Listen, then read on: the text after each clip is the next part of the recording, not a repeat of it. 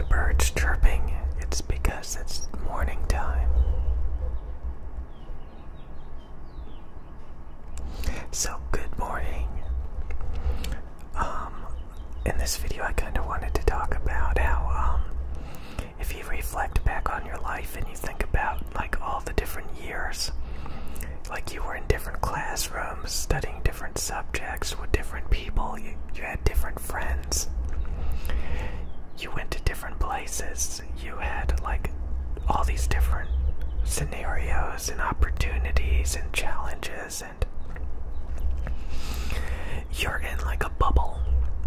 Like that's your world. And then next year, maybe you go to a different class, different grade, and eventually you graduate and you have different hobbies, different interests over the years. Different things come out, new products, new experiences, new people. And if you have a life, then like, going to different jobs and different stuff. Going out and doing different things. And if you really think about it, you can think about all the things that used to matter to you. Used to be a big deal, and now you don't care about it at all. And if you think about your current life, you could probably filter out a lot of things that you will eventually not care about. So it's kind of interesting to think about that, like maybe ex-relationships or something. And like you're holding on to like a past relationship, even though like you've already let go of like all these other relationships. So a lot of times you can kind of realize like it's repeating itself. There's all these different things that like you will eventually not care about. Like the latest products, the latest entertainment, the latest things that you care about. Odds are you're not going to care about it tomorrow. And as you evolve and change over time, you'll care about different things, and sometimes it feels like it's all the same, like it's been stagnant for a long time, and a lot of times that's true. But I think over time, you get different jobs, you get different interests, you get different things.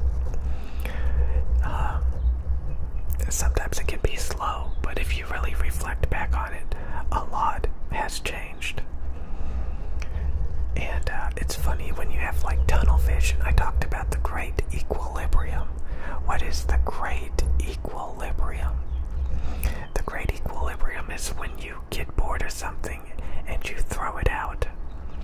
There's gonna be a void, and you can expect that something's going to fill it. And some people feel like they're really invested into things, so they don't want to let go. And they hold on for way too long. I've talked about this, haven't I? It's repeating itself, it's repeating itself, it's repeating itself.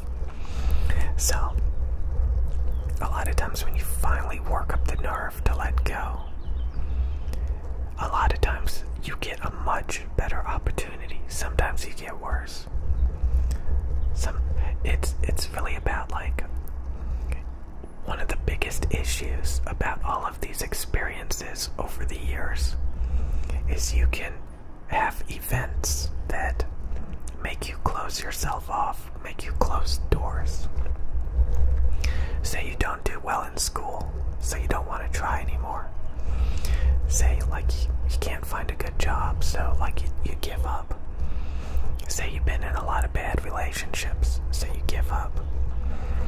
Say a lot of things have happened, so you close all these doors and you shut yourself down. And you have to think about like you're in a bubble. You're always in a bubble, a state of mind. And a lot of times it's all in your head. And it's crazy how everything in the bubble can be popped. And I used an example of like, what if somebody jumped into your body with a entirely different personality? What would they do? They would immediately start rearranging and getting rid of things and introducing new things. And they would deviate into a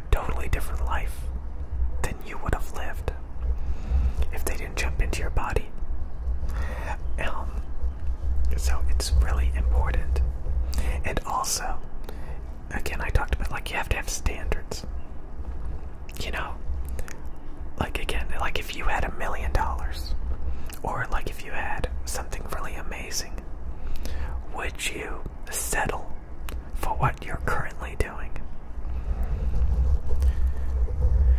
I think, you know, a lot of people said well, not a lot of people, but one or two people mentioned that, like, I shouldn't expect my YouTube channel to just blow up, especially when I don't try. But the thing is, you have to think about, like, what other opportunities do you have? Can you make more money working one day at a normal job than you can in a whole year making YouTube videos? If the answer is yes, well then, you know, maybe you should take a break from YouTube. So many people do that. They invest years of their life into things that just don't go anywhere. And the best thing to do is to find something better to do with your time. And as you evolve and as you grow, you'll start to devalue things. There's so many things that you're going to care about. And upon reflection, you're going to be like, I wish I never cared about that. Or I wish I moved on quicker. And the few times when you actually find something much better, you're like, wow, this was here the whole time, but I was too busy in a bubble. So, a lot of times, you can get what you want, but if you're trapped in a bubble that won't allow you to get that, you'll never get it. So that's the reason why you don't want to be obsessed or addicted to things. There's so many times, like, you will hold on to things for way too long, and you will be unhappy and miserable, and all you had to do was let go. It's kind of like holding on to a bunch of snakes, and they're just like biting you and stuff. And you're like, just let go of the damn snake. You're like, no, this is my snake. I don't know where I'm going with that. Anyways,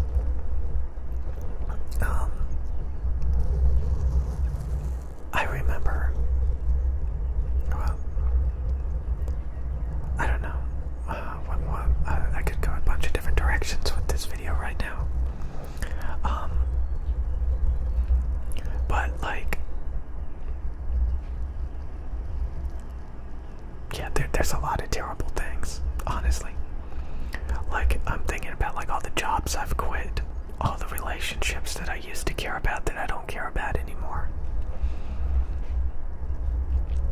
All the different things. So over time, things change. They do. They do. They always do. Some people, they get so bored just doing the same thing every day, they just start to waste things. I don't know. I don't want to even go into detail. God, I'm thinking about how Joe Rogan talked about how, like, a lot of people who leave comments on his videos are just, like, unhappy people at their jobs. So they're, like, overly critical towards other people because they're just unhappy. Oh man, that's depressing. I don't even want to be that cynical. I was gonna talk about, like, one time, like, I was in a relationship, and I remember we went to, like, this really fancy part of town, and we went into, like, a Barnes and Noble bookstore, and we just browsed around and stuff, and there was, like, a Starbucks on the first floor, and, like, a bunch of comics and stuff on the second floor. And, like, of course, there was a guy at the Starbucks on his MacBook. But, like, it was really fancy. It was a huge building. And there were a bunch of stores, like, right next to the Barnes & Noble. It was like an outdoor shopping mall. And there were tons of amazing, fancy cars. And I remember just being overwhelmed. There were a ton of cars, a ton of parked cars, and just a lot of money. A lot of fancy stuff.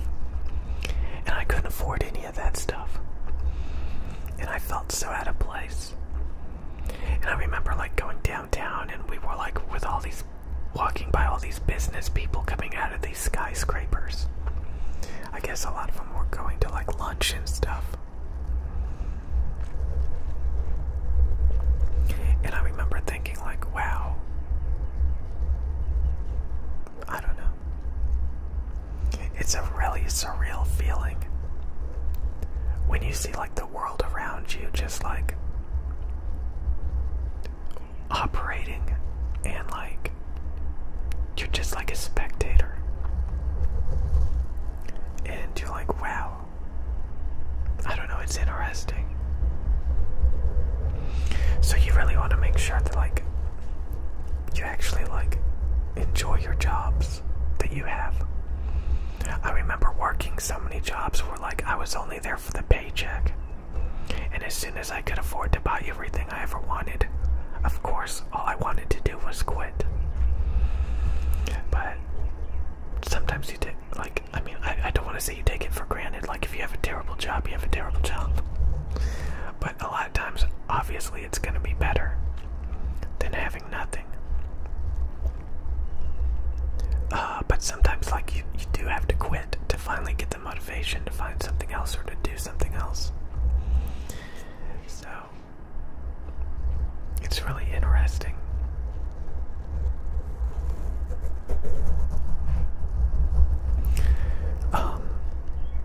The main thing is, again, the opportunities that are out there and the subconscious, you know, in a bubble, preventing you from knowing about those opportunities or taking those chances and opportunities and participating in society. I talked a lot about this because it's really important. So many people want to have shortcuts.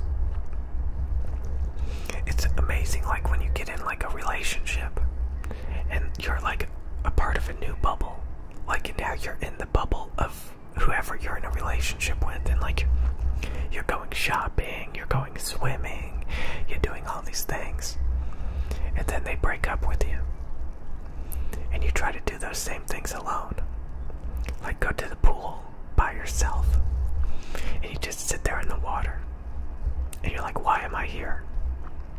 And then you just leave and go home. It's amazing how you can have these different things and you come in and out of your life and completely change. It's kind of weird, isn't it? Like to be walking with someone and doing things that you would never do by yourself. Like just imagine if like that person was like not there and you just find yourself going downtown, going to all these different stores, going to all these different restaurants, going to all these different places, and realizing you would never do it by yourself because you're introverted and codependent and don't know what to do with yourself. So again, it's really important to like see the world from other people's perspectives and take as much as you can from it. Because if you're in a bubble that is completely shut off from the world, that's no good. That's no good. And again, you always have to have standards. You always want to have standards. Standards, standards, standards. You don't want to waste your time. You want to be self-aware enough to snap out of it.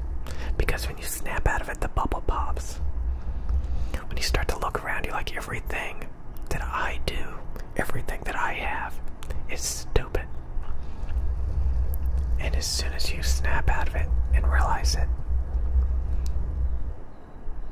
the great equilibrium will come and replace it with something new. And that bubble will keep you in cryostasis until it pops.